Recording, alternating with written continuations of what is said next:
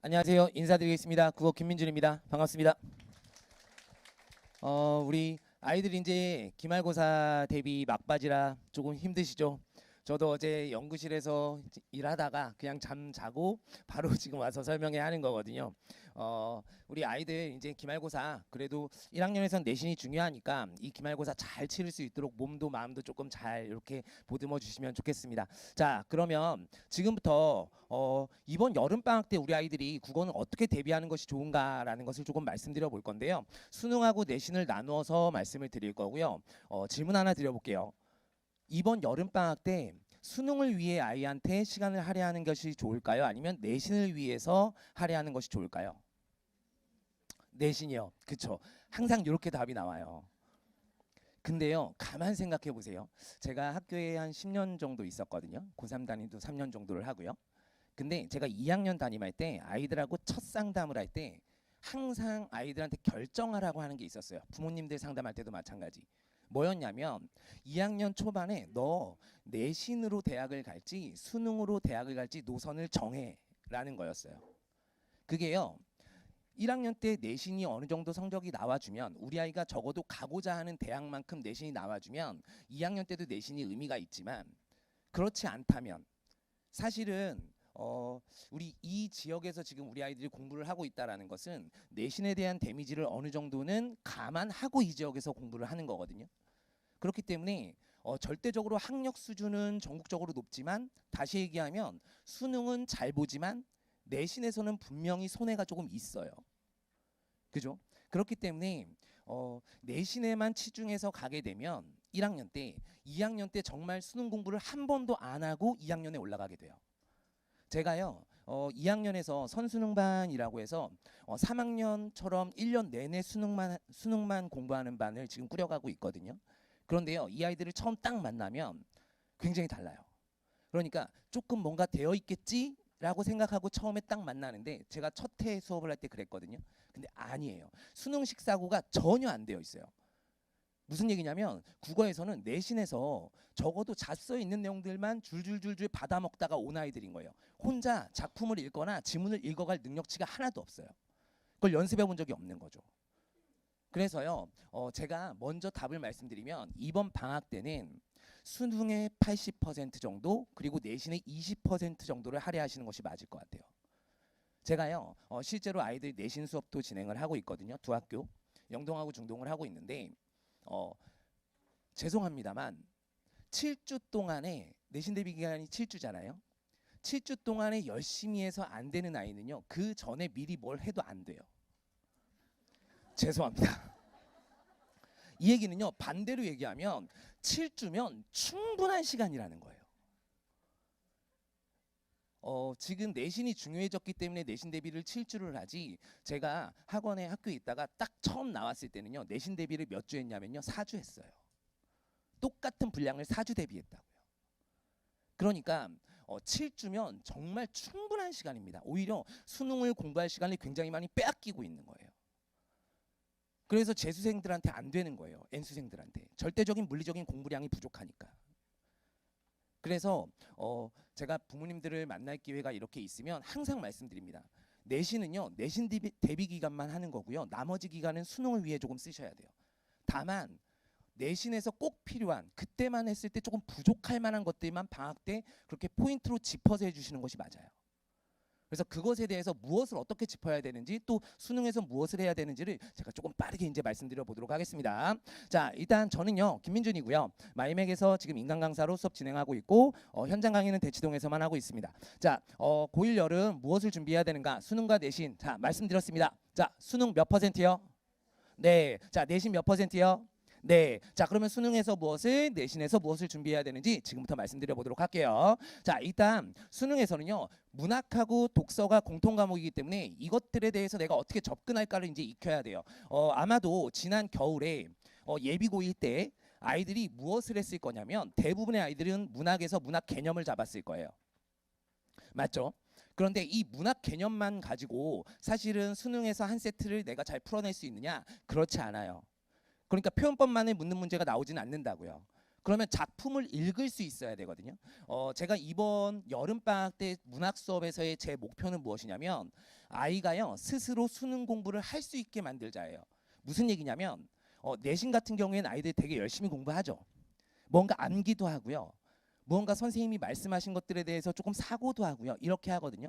그런데 우리 아이들 수능 공부 혼자 스스로 할 수 있나요? 수능에서 애들 무슨 공부하죠 도대체? 뭐 하냐면요. 그냥 과제로 내주는 모의고사 문제 풀어요. 적용 문제 풀어요. 그런데 그 문제 푸는 게 나오나요? 안 나와요. 그래서 결국은요 문학에서는 뭘 해야 되냐면 내가 시면 시에서 평가원에서 나한테 요구하는 그 능력치가 있는데 그 필수 분석 요소를 분석하는 훈련을 해야 돼요. 그러니까 다시 얘기하면 문제만 풀고 끝나는 것이 아니라 시에서는 내가 무엇 정도는 적어도 내가 뽑아야 된다. 소설에서는 무엇 정도는 뽑아야 된다라는 것을 아주 가시적으로 알고 그것으로 뽑는 훈련을 하는 게 수능 공부를 하는 거예요. 그래서 이번 여름이 지나고 나면 제가 갈래별로 다 할 거거든요. 뒤에 가서 커리를 보여드릴 건데 적어도 우리 아이가 혼자서도 누구의 도움 없이도 모의고사 하나 딱 들면 적어도 이것을 분석하면서 공부할 수 있게 만들어 드릴게요. 그래서 뭘 뽑아야 되는지를 제가 알려주고 시연하면서 아이들하고 같이 사고하면서 어떻게 해야 되는지를 이번에는 알려주도록 할 겁니다. 그래서 겨울방학 때 문학 개념을 봤다면 이제는 본격적으로 2학년 평가원 기출을 통해서 적어도 수능 세트에서는 내가 무엇을 분석해야 되고 문제는 어떻게 풀어야 한다 라는 것을 알 수 있도록 그렇게 아이들 훈련시키도록 하겠습니다. 그래서 자 작품 분석력 그리고 문제풀이를 위한 사고력 문학 개념 이렇게 학습할 건데요. 뒤에 가서 조금 더 자세히 말씀드릴 거고요. 자 독서에서도요 마찬가지로 학평을 분석할 겁니다. 자 여기서는요 두 가지의 방점을 둘 거예요. 첫 번째는 뭐냐면 독서력이에요. 글 자체를 읽을 수 있는 능력. 자 요거는요 굉장히 중요한 얘기예요. 아이들은 조금 간과하는데요. 이걸 뭐 구조다 어쩌다 이런 게 아니라요. 앞에 내용은 반드시 뒤에 내용하고 연계되게 되어 있거든요. 글을 쓸 때요 우리 평가원에 출제를 들어가시는 선생님들이 저 대학교 때 선생님도 계속 들어가셨었는데요 그 출제를 들어가시는 선생님들이요 글을 쓸 때는요 완벽하게 쓰려고 합니다. 1년에 그러니까 12년 공부하고 한 번 치르는 시험이잖아요. 그 한 번 치르는 시험에서 완성도가 떨어지는 지문을 쓰지 않는다고요. 학평 지문하고는요 질적으로 굉장히 달라요. 그러니까 모의고사 같은 경우에는 학교 선생님들이 들어가셔서 짧은 기간 안에 빨리 출제하는 시험이거든요. 그러다 보니까 비문학에서요. 실제로 문학에서는 큰 차이가 없는데 비문학, 독서에서는 큰 차이가 있어요. 그러니까 문제와 지문 사이의 연계율이 떨어진다거나 그래서 문제를 풀지 못하게 만든다거나 그러면 아이들은 그냥 어렵다고 느껴요. 근데 사실은 문제의 오류가 있거나 문제가 질적으로 떨어지는 경우가 굉장히 많습니다.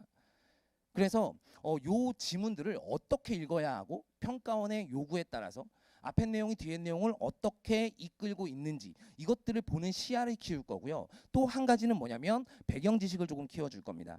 특히나 우리 경제나 법, 철학 같은 경우에는요. 미리 키워놔야 돼요. 이게 독서에서의 문학 개념어라고 생각하시면 돼요. 우리 사회 영역에서는 항상 경제하고 법하고 퐁당퐁당 나오거든요. 이 퐁당퐁당 나오는 거에서 얘네들은 미리 내가 지식을 챙길 수 있어요. 우리 출제를 들어가시는 선생님들이요. 기본적으로 아이들이 이 정도는 알겠지 하고 어휘들을 막 사용하시거든요. 또는 개념어들을 사용하시거든요. 근데 아이들은 실제로 잘 몰라요. 근데 이 개념이 쌓여 있지 않으면 결국 전반적인 지문의 흐름을 파악할 수 없거든요. 제가 간단한 질문 하나 던져드려 볼까요? 수요가 뭡니까?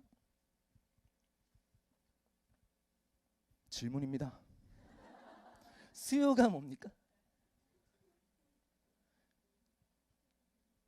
괜찮습니다. 그냥 편안하게 제가 혼내지 않을 겁니다. 수요가 뭐죠? 재화나 서비스, 용역에 대해서 뭐 하고자 하는 욕구요? 네, 사고자 하는 욕구요. 다시요. 금전적으로 지불해서 이 재화와 용역과 교환하고자 하는 그 욕구를 수요라고 해요. 맞나요? 그런데요. 이것만 가지고 수요라고 하지 않아요. 지불할 수 있는 능력치가 필요합니다.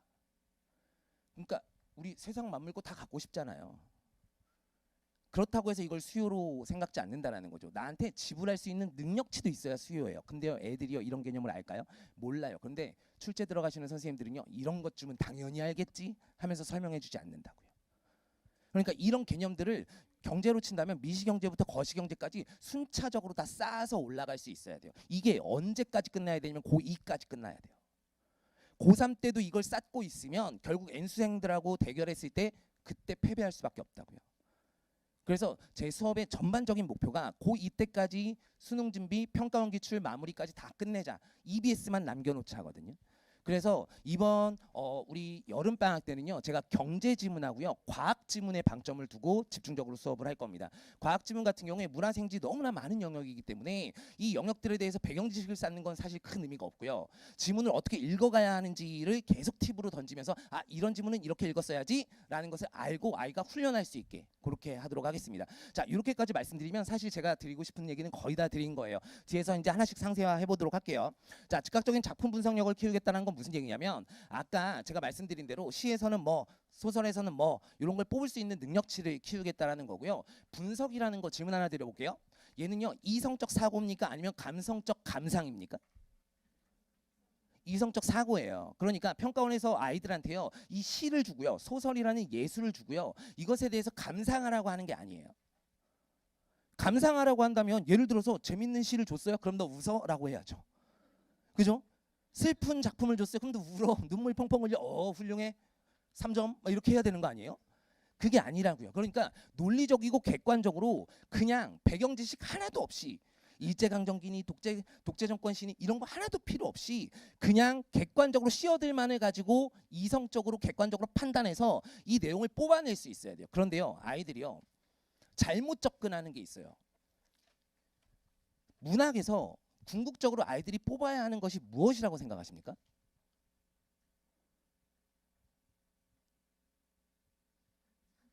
어떻게 혼나고 계십니까? 궁극적으로 문학 작품을 애들이 읽을 때 뭘 뽑아야 한다고 생각하세요? 주제요. 맞아요. 아이들도 이런 편견을 가지고 있어요. 평가원에서요, 시를 주고요, 이 시 한 편을요, 애들은 1분도 안 돼서 읽어요.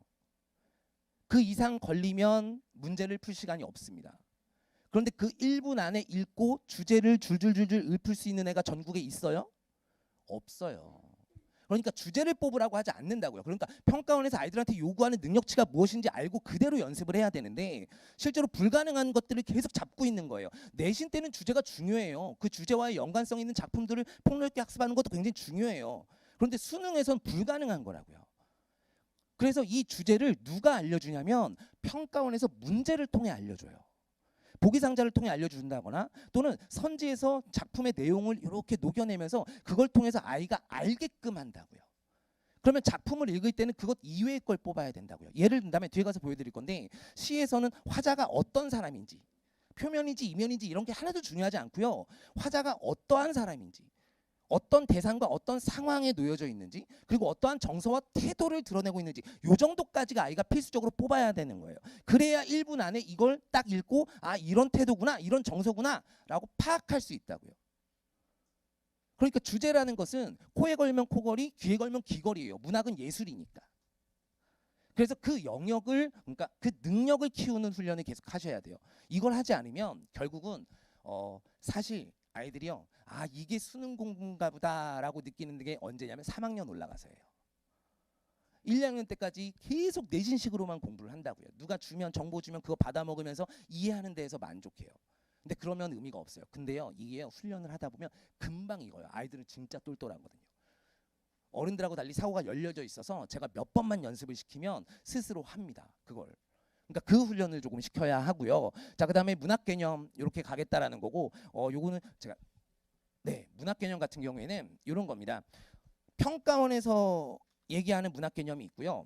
내신에서 다루는 문학 개념의 그 범주가 조금 다릅니다. 예로 표현법 같은 걸 제가 예로 들면 서리적 표현이 뭐죠?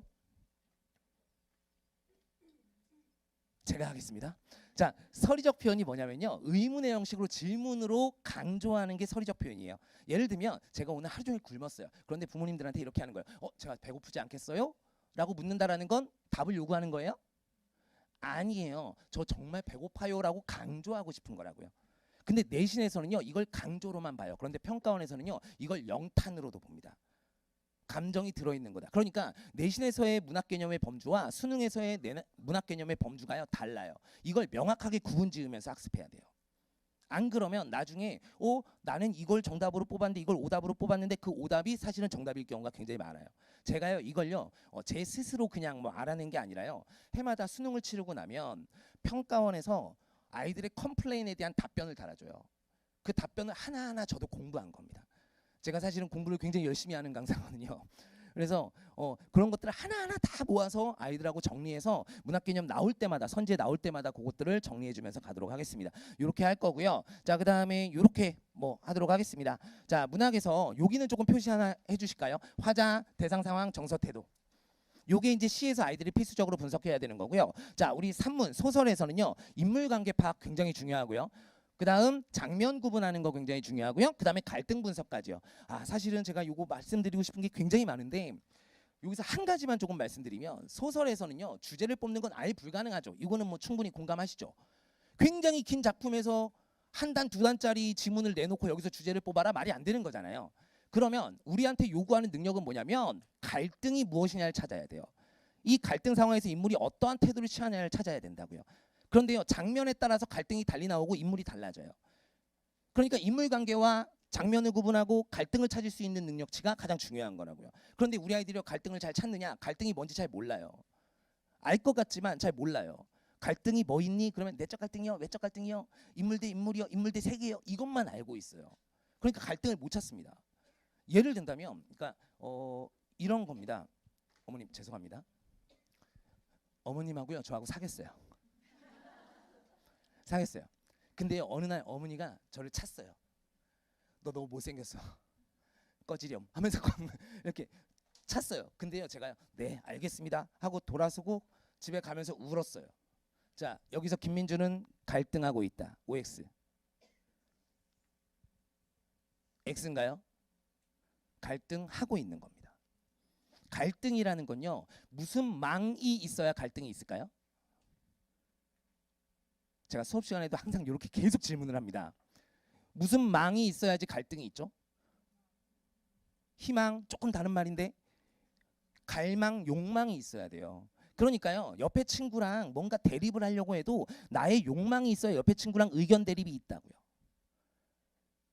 나 외부의 것과 욕망이 제한되거나 차단되면 그걸 외적 갈등이라고 하고 내적 갈등은 내 안에 있는 욕망 사이에서 제한됨이 있으면 그것을 내적 갈등이라고 한다고요. 그러면 갈등을 찾으려면 뭘 먼저 찾아야 되느냐?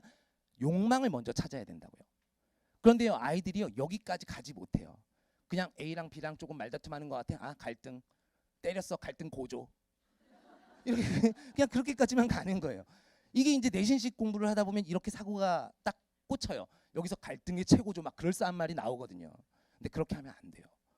그래서 자 소설에서도 요걸 중점적으로 보겠다. 그리고 스필극에서도 이런 것들을 중점적으로 봐서 갈래별로 아이가 스스로 이제 수능식의 공부를 스스로 할 수 있게 하겠다라는 거고요. 자, 그다음 독서에서 아까 말씀드린 대로요. 자, 유기적으로 지문 읽는 훈련 시킬 거고요. 그다음에 이번에는 경제나 과학 지문들을 어떻게 읽어야 한다. 경제 개념, 미시경제부터 거시경제까지 쭉 하면서 이번에 미시에 조금 방점을 둘 겁니다. 미시경제에 방점을 두어서 적어도 기본적인 경제 개념들은 다 알고 갈 수 있도록 그렇게 수업 진행할 거고요. 요게 이렇게 제가 컬이 실어드렸으니까 그냥 보시면 되겠습니다. 여기는 자 우리 수업은요 이렇게 있습니다. 두각에서 지금 통합반으로 토요일날 이렇게 있고요. 그 다음에 SNT에서 이렇게 화요일날 있고 중동 단독반이 있는데 혹시 중동 부모님들 계실지 모르겠어요. 수능 수업은 그대로 똑같이 하고요. 우리 중동이 조금 특이해서 2학기 내신에 서술형이 요약하는 게 있는데 그냥 소설을 주고 장면별로 한 문장으로 요약하는 서술형이 있어요. 그래서 그것을 조금 훈련시켜야 돼서 중동 단독반으로 이렇게 진행되는 반이 있습니다. 자 그러면 이렇게까지 보면 이제 수능에서 우리 아이가 뭘 준비해야 되는지 를 큰 틀에서 말씀드렸고요. 자 이제 내신 관련해서 이제 간단하게 조금 말씀드릴게요. 자 우리 언어와 매체에서 언어 우리 당연히 이제 언매 화작 중에 뭐가 유리한 건 다 아시나요? 뭐가 유리하죠? 언매가 훨씬 더 유리합니다. 그러면 당연히 지금은 언매를 하는 것이 맞을 거예요. 우리 아이의 상황에 따라서 우리 아이는 화작을 해서 어느 정도의 점수만 나와도 돼 라면 모르겠지만 이제는 언매를 하는 것이 기년도의 수능 결과로 이미 다 판결이 났습니다. 그죠? 그래서 언매를 해야 되는데 그 중에서 언어는 문법이죠. 그래서 문법은 빠르면 빠를수록 좋고요. 제가 마지노선이라고 말씀드리는 건 언제냐면 2학년 1학기 여름방학까지입니다. 학원에서는 되게 싫어하세요. 제가 이렇게 말하면 지금 들어야 된다 그래야지 막 이렇게 하시는데, 마지노선은 언제냐면요, 2학년 여름방학까지예요. 3학년까지 딱 올라가게 되면 2학년 겨울방학은 이제 3학년이에요. 2학년이 아니에요. 그래서 3학년 때는 양이 많기 때문에, 공부해야 될 게 많기 때문에 문법 이론을 체계적으로 닦을 수 없어요. 그래서 우리 방학을 통해 집중적으로 학습을 하셔야 되고요. 그래서 엄매는 뒤에 가서 제가 커리 보여드리겠습니다만, 우리 1학기 때 아이들 대부분 의문은 했기 때문에 의문은 빼고요. 의문은 제가 촬영해서 따로 영상으로 주도록 하겠습니다. 그리고 단어, 문장, 문법 요소는 우리 2학기 내신이기도 하고요. 중세국어까지 이렇게 해서 마무리하도록 할 거고요. 제가 여기서는 교재를 이렇게 쓰면서 우리 아이들이요, 수학 같은 경우에 너 수학 뭐로 공부하니 하면 자기 기본 텍스트가 다 있어요. 근데요, 국어는 없어요. 그래서 우리 문법에서 제가 이번에 책을 쓰면서도 이 아이가 3년 내내 수능 볼 때까지도 텍스트 이걸로 쓸 수 있도록 그 정도로 자세히 썼거든요. 그래서 여기에다가 계속 자기가 몰랐던 것만 첨가해 갈 수 있도록 그렇게 우리 교재 만들었고요. 또 수업도 이렇게 진행을 하겠다라는 거고요. 그다음에 관동별곡하고 고전문법인데요. 관동별곡 같은 경우에 우리 2학기 내신에서 고전 시간으로 아이들 굉장히 괴롭히는 거예요. 그러니까 포인트로 아까 말씀드린 대로 내신 20%가 여기에 해당되는 거예요. 이것만 준비하고 가면 1등급을 맞는데 전혀 문제가 없어요. 그래서 관동별곡 같은 경우에 실제로 시가문학인데도 교과서 페이지로 11페이지예요. 굉장히 깁니다. 이때요, 애들한테요, 야, 타임머신 생기면 어디로 갈래? 그럼 무조건 조선으로 가요. 정철 죽이고 올 거예요. 하는 때가 딱 이때예요. 굉장히 괴롭습니다. 그래서 실제로 여러 가지 사상도 들어있고요. 낯선 한자 표현, 낯선 사자성어 이런 것들이 굉장히 길게 들어있어서 굉장히 괴롭습니다. 그래서 요때 미리 한번 하고 가는 것이 좋고요. 고전문법 같은 경우에 제가 시간이 별로 없어서 좀 짧게만 말씀을 드릴게요. 고전문법을 학습하는 건 어떤 의미일까요? 아이들이 알고 학습해야 되거든요. 고전문법을 학습하는 건 현대문법과의 차이점을 학습하는 거예요. 다시 얘기하면 우리 아이의 학교가 만약에 문법을 교육과정, 교과서 이외의 걸 막 한다. 그러면요, 중세국어 문법도 굉장히 어렵습니다. 예를 들어서 1학기 때 단어, 문장, 의문 이걸 다 했다. 현대문법을. 제가 아는 학교 중에는 그런 학교가 있는데, 이렇게 되면 고전문법에서도 중세국어 문법에 의문, 단어, 문장을 다 하세요. 그러면 굉장히 어렵습니다. 이렇게 되면 거의 수능시험범위랑 똑같아져요. 그런데 만약에 의문만 했다? 그러면 의문과의 차이점만 언급하실 수밖에 없어요. 근데 나머지 걸 얘기하시면 굉장히 간단하게 말씀하시고 그냥 이건 암기해야 되는 영역으로 그냥 던져주세요. 그래서 우리 아이의 1학기 때 내신에서의 문법 정도가 어느 정도인지 생각하시고 그걸 감안해서 심화 정도를 챙기셔야 되는데, 적어도 무조건 들어가는 게 있습니다. 뭐냐면 실제 수능에서도 그렇고요. 우리 중세국어 문법에서 우리 세종어제 훈민정음에 해당되는 내용들은 무조건 들어갑니다. 내신에서 모든 학교 다 공통이에요. 그래서 세종어제 훈민정음 굉장히 꼼꼼하게 분석해서 아이들하고 정리할 거고요. 그렇게 해서 완벽하게 요거 고전문법이 시험 범위에 들어가면요, 실제로 편차가 굉장히 많이 벌어지는 때예요. 암기량이 많기 때문에 이걸 잘 한 애는 잘 보는데 중간에 잘 안 됐다 그러면 포기한다 그러면 바로 바닥을 깔아버려요. 그래서 실제로 제가 내신 수업할 때도요, 요거는요, 제가 판서해주는 내용을 그대로 아이들이 쓸 수 있을 정도까지 테스트를 봅니다. 백지 테스트를 봅니다. 그렇게 하면 잘 보고요, 아니면 점수가 잘 안 나와요, 실제. 그래서 미리 요 두 가지는 한번 보고 가는 것이 좋겠다라는 겁니다. 우리 언어와 매체 4주차로 이렇게 수업 진행할 거고요. 과제로요, 내신 기출하고 수능 기출 매주 250문제씩 나갈 겁니다. 그렇게 해서 첫 문제 이번 방학 때 풀게 할 거고요. 자, 내용은 이렇게 진행된다라는 거고요. 자, 얘는 사회고요. 그다음에 관동별곡하고 중세국어는 1회로 수업 진행하도록 하겠습니다. 1회로 한 번에 3시간 반 만에 아이들 싹 다 정리할 수 있도록, 그래서 제가 주는 자료만으로도 사실 학교 내신에서 전혀 문제가 없을 정도로 자료 꼼꼼하게 해서 주도록 하겠습니다. 자, 문제도 마찬가지 이렇게 주고요.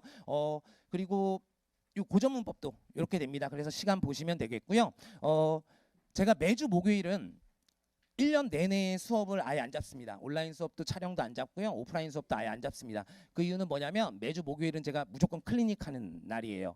그래서 요 수업들 전체 다 계속해서 뭐 테스트를 봤다. 그런데 테스트가 점수가 좀 안 좋다. 과제가 안 좋다. 그렇게 되면 무조건 목요일 날 클리닉 제가 불러서 하고요. 요 날은 제가 그러니까 아예 두각에서 저한테 강의실을 이렇게 주셨거든요. 그래서 앞에 앉아 있어요. 계속.